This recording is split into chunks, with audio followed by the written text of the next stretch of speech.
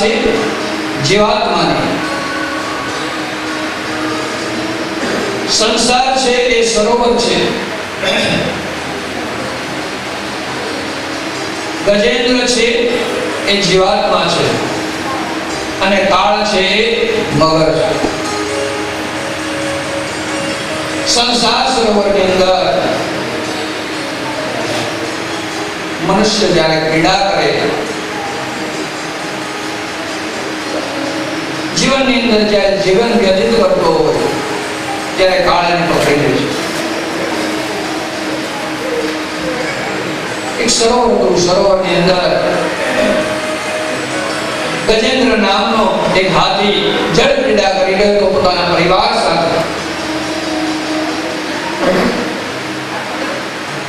એ સમયે એ સરોવરની અંદર રહેતો મગર આવે છે, હાથીનો પગ પકડે છે. હાથી છે સ્થળચર પ્રાણી અને મગર છે જળચર પ્રાણી. થોડી વાર માટે હાથી છે મગરને ખેંચે, થોડી વાર માટે મગર છે એ હાથીને ખેંચે.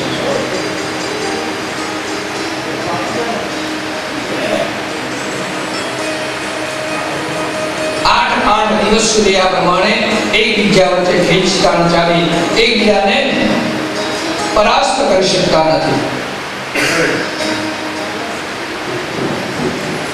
જીવ જ્યારે ચારે બાજુથી નિરાધાર બને,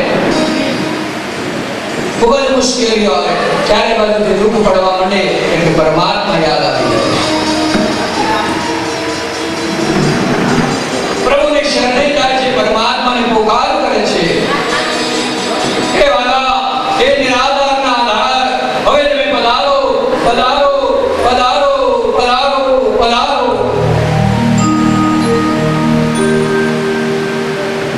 કરુણ આક્રમ્ય કરવા લાગ્યો છે આ ગજેન્દ્ર, અને જ્યાં ગજેન્દ્રનો સ્વર વૈકુંઠમાં બેસેલા વૈકુંઠપતિએ સાંભળ્યો, ભગવાનના રોમે રોમ ઊંચા થઈ ગયા. ભગવાન આજે ગજેન્દ્રની પાસે ગજેન્દ્રનો ઉદ્ધાર કરવાને માટે, ગજેન્દ્રની મદદ કરવાને માટે દોડતા દોડતા દોડતા ગજેન્દ્ર અને મગર જ્યાં યુદ્ધ કરતા હતા ત્યાં આવ્યો છે.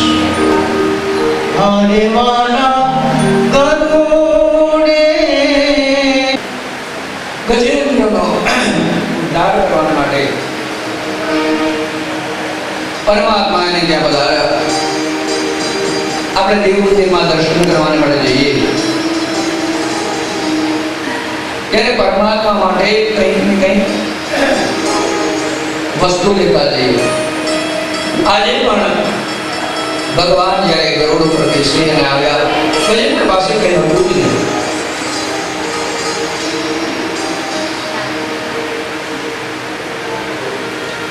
સરોવરમાંથી એક સુંદર મજાનું કમળ હતું, કમળ તોડી અને ભગવાનને અર્પણ કર્યું.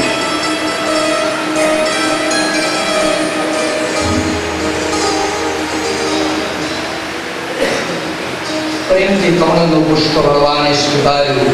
આજે પણ લક્ષ્મીનારાયણના દર્શન કરવાને જ્યાં માટે જાઓ તો હાથમાં ભગવાને કમળ પુષ્પ ધારણ કર્યું.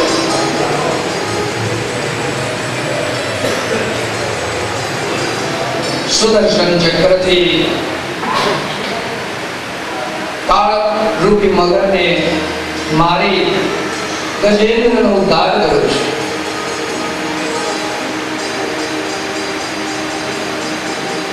ગજેન્દ્ર ઉદ્ધાર કર્યો છે. એ જ રીતે સંસારના જીવોનો ઉદ્ધાર કરવાને માટે પરમાત્માએ પધારવાનું છે. સુખદેવજી મહારાજ પરીક્ષિત રાજાને સમુદ્ર મંથનની કથાનું હવે વર્ણન કરે છે.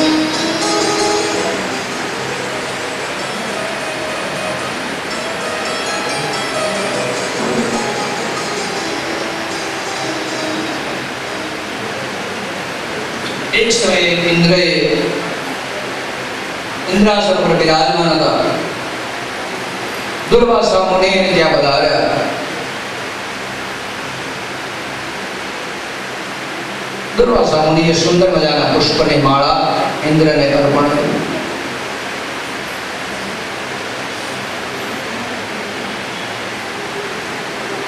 ઇન્દ્રએ માળા હાથમાં લઈ અને હાથીની સૂંઢ ઉપર ફેરવી. હાથીએ માળા છે પોતાના પગની નીચે કચડી નાખી. પુષ્પની અંદર રહેલા પરમાત્માનું અપમાન થયું છે. દુર્વાસાનું અપમાન થયું, પરમાત્માનું અપમાન થયું. દુર્વાસા મુનિએ ઇન્દ્રને શ્રાપ આપ્યો છે કે તો દરિદ્ર નારાયણ થઈશ. આ તકનો લાભ લઈ દાનવોએ સ્વર્ગ ઉપર ચડાઈ કરી ઇન્દ્રાસન મેળવી લીધું. ઇન્દ્ર બૃહસ્પતિ પાસે ગયા. બૃહસ્પતિ કીધું કે દુર્વાસા મુનિનું તમે અપમાન કર્યું એટલે તમે દરિદ્ર નારાયણ થયા છે. જાઓ સમુદ્ર મંથન કરો. સમુદ્ર મંથનમાંથી અમૃત કુંભ નીકળશે અને એ અમૃત તમે પી અને પછી દાનવો સાથે યુદ્ધ કરશો તો તમે જીતી જશો. પણ યાદ રાખજો કે સમુદ્ર મંથન કરવાને માટે તમારે દાનવોનો પણ સહારો લેવો પડશે. અહીંયા પણ આપણે ભાગવતની અંદર સમુદ્ર મંથનની સાથે મનનું મંથન કરવાનું છે. સમુદ્ર મંથન એ આપણી કથા છે. ભક્તિને પ્રજ્વલિત કરવા માટે, શ્રદ્ધા વધારવા માટે મનનું મંથન કરવાનું છે. દાનવનો સહારો લેવો પડશે. મંદરાચળ પર્વતનો રવૈયો બનાવવામાં આવ્યો. વાસુકી નાગની નેત્રા બનાવવામાં આવી ખેંચવા માટે.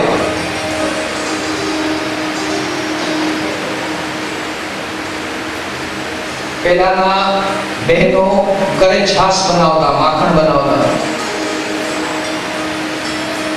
જેરને લેતા, જેરને જેમ કરીને છાશ બનાવે. હવે બધી પિક્ચરો આવી ગયા, ફરી પૂરું થઈ ગયું.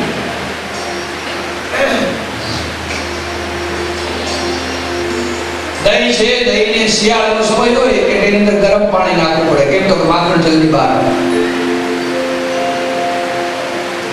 ઠંડક હોય તો માખણ જલ્દી નીકળે નહીં, ગરમ પાણી નાખવું. એની જે અમૃત કાઢવા માટે અનેક પ્રકારની વનસ્પતિઓ સમુદ્રમાં નાખવામાં આવે. ત્યાર પછી મંદરાચળ પર્વતને સમુદ્રમાં ઉતારવામાં આવ્યો.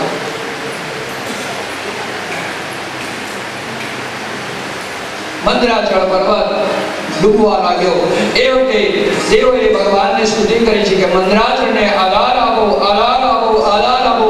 અને એ જ વખતે મંદરાચળને આધાર આપવા માટે ભગવાને મત્સ્ય નારાયણનું રૂપ ધારણ કર્યું છે, કુર્મ અવતાર ધારણ કર્યું છે. બોલીએ કુર્મ નારાયણ ભગવાન.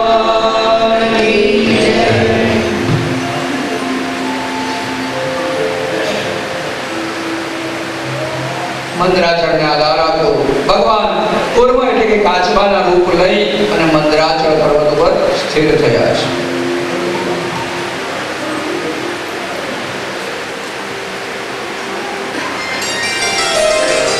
ઘણા લોકોના ઘરે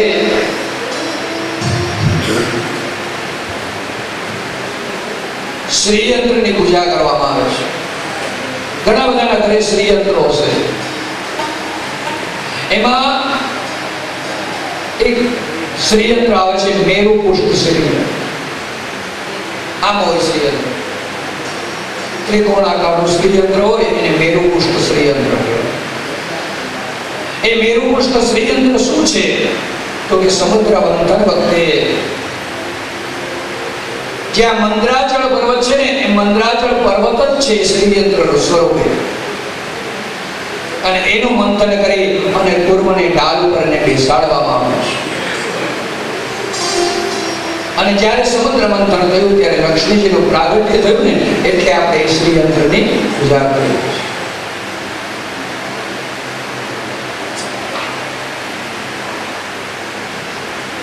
સમુદ્ર મંથનની શરૂઆત થઈ છે.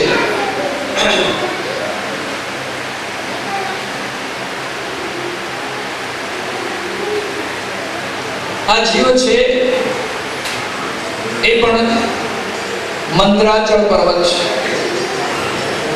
સંસાર સાગર છે, એની અંદર ડૂબકા માર્યા કરે છે. પણ પરમાત્માનો આધાર જો મળી જાય ને તો એમાંથી ભક્તિ બહાર નીકળે. મંથન કરવાનું છે. સમુદ્ર મંથન માંથી પ્રથમ ઝેર બહાર નીકળે છે. સમુદ્રનું મંથન શરૂ થયું. એક બાજુ દાનવો છે અને એક બાજુ દેવો છે.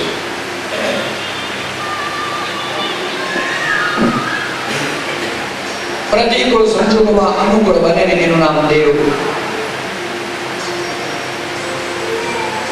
જેને માથે જ્ઞાન ગંગા વિરાજેલી છે એ જ જેને પચાવી શકે, એ જ જેનું પાચન કરી શકે.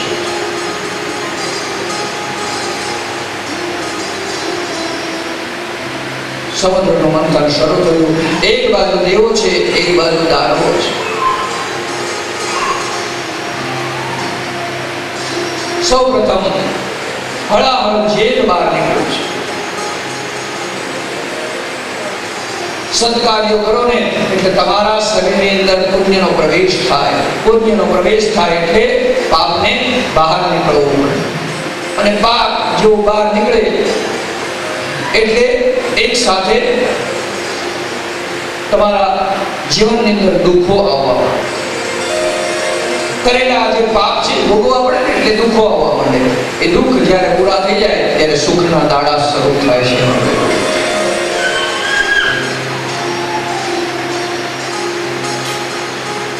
અતિશય જ્યારે પુણ્ય કરો ને ત્યારે સુખ પ્રાપ્ત થાય અને દુઃખનું નિવારણ થાય. પ્રથમ ઝેર નીકળ્યું.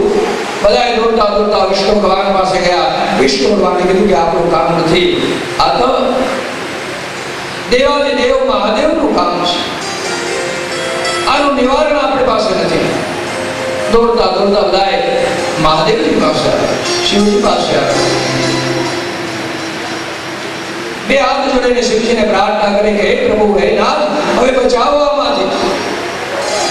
જો એક ટીપું પણ પૃથ્વી પર પડી જશે, પ્રલય થઈ જશે. બચાવો નાથ, બચાવો. कैलास के निवासी नमो बार बार नमो बार बार आयो शरण तिहारे बोले पखार क्या करूं तेरी नामों के लेना कपटी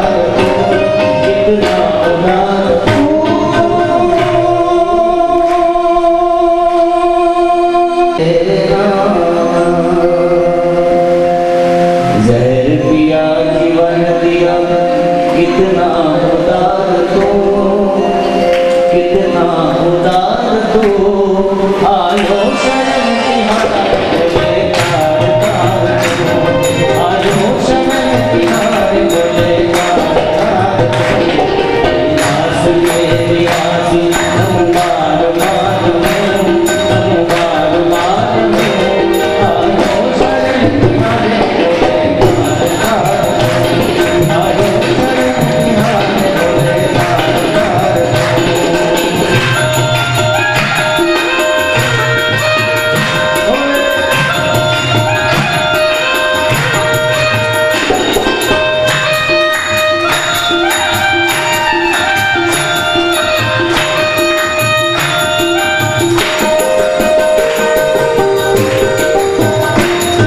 तेरी कृपा बिना हिले लागे कहीं अनूं लेते हैं श्वास तेरी दया से करूं करूं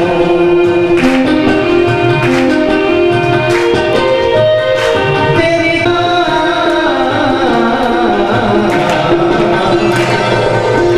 कृपा बिना हिले लागे कहीं अनूं लेते हैं श्वास तेरी दया से करूं करूं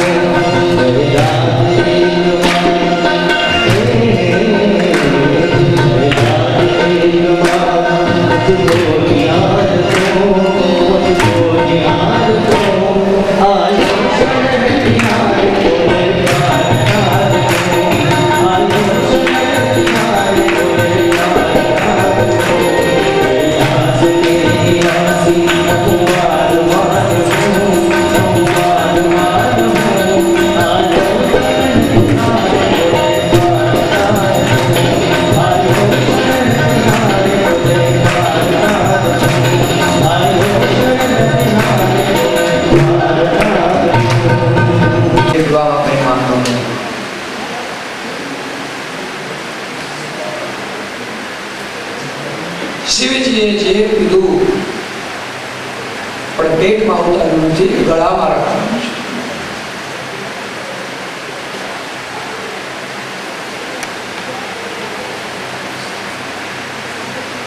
શિવજીએ જે કીધું ગળામાં રાખ્યું એટલે કંઠ કહેવાના છે.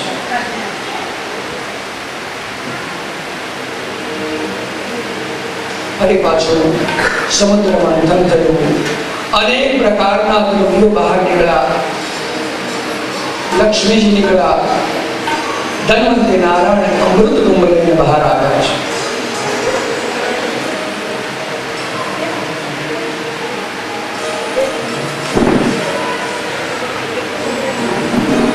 ઐરાવત હાથી નીકળ્યો, કલ્પ વૃક્ષ નીકળ્યું, લક્ષ્મીજી નીકળ્યા,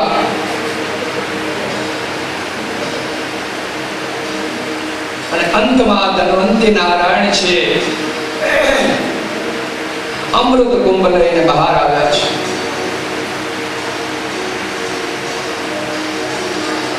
મદિરા નીકળી દાનવના ભાગે ગઈ.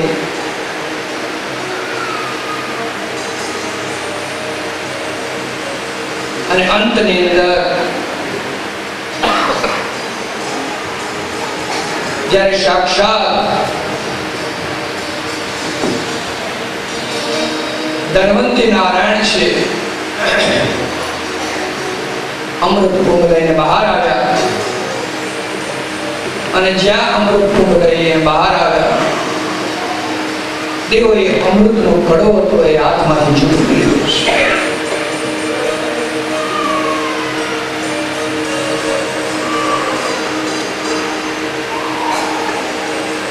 દેવો ગભરાણા કે હવે શું થશે, આપણને અમૃત કુંભ નહીં મળે, અમૃત નહીં મળે તો શું કરશું?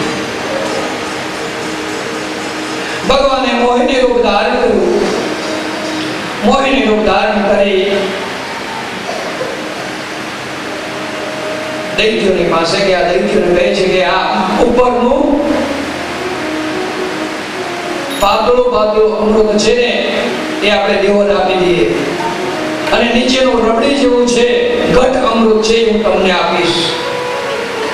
મોહિની સ્વરૂપ જોઈ અને દેવો વિસ્મય પામ્યા છે. આ છે કોણ?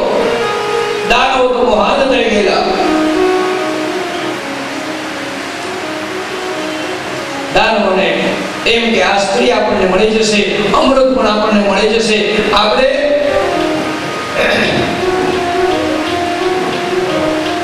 સ્વર્ગની ઉપર અધિપતિ જમાવી દઈશું. બધાએ દેવોને કીધું કે તમે એક સાથે લાઈનમાં બેસી જાઓ. કોઈની નારાયણે ઘડો લઈ અમૃત પીવડાવવાની તૈયારી કરી. બધાએ તોને થોડું અમૃત પીવડાવ્યું છે. સૂર્ય અને ચંદ્રની વચ્ચે રાહુ આવીને બેસી જાય છે. ભોજનમાં કદાપી વારો તારો કરાય નહીં, પંક્તિમાં કદાપી વારો તારો કરાય નહીં. એટલે ભગવાને રાહુને જેવું અમૃત આપ્યું, પાછળથી સુદર્શન ચક્ર છોડી અને રાહુનું મસ્તક કાપ્યું.